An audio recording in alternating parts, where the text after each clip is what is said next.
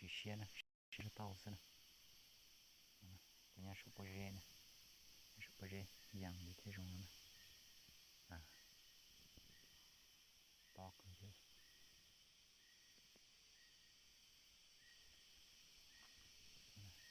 cái gì cũng rõ hả nè, rồi nè, mọi thứ gì như thế,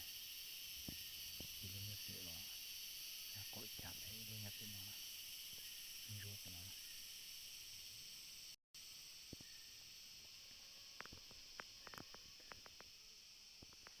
Nó thì có đa phần đều như thế này, đa phần luôn nè, té nè,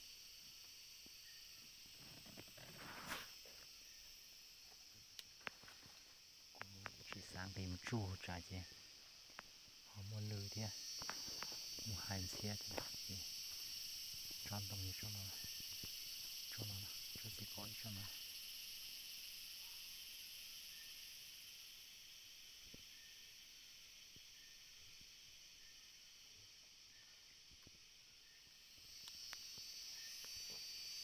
Để chậu cá xe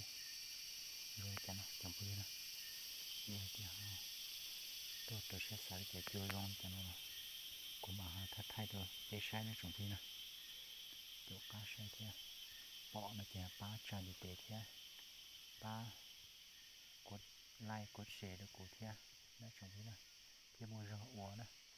mua rau thay thì tôi nên tàu sai nữa chỉ bóng bớ nó bù bể nó cũng sao tông cái khí nhựa rồi của chỉ trú rồi nè trú là của chỉ ông sai của chỉ trú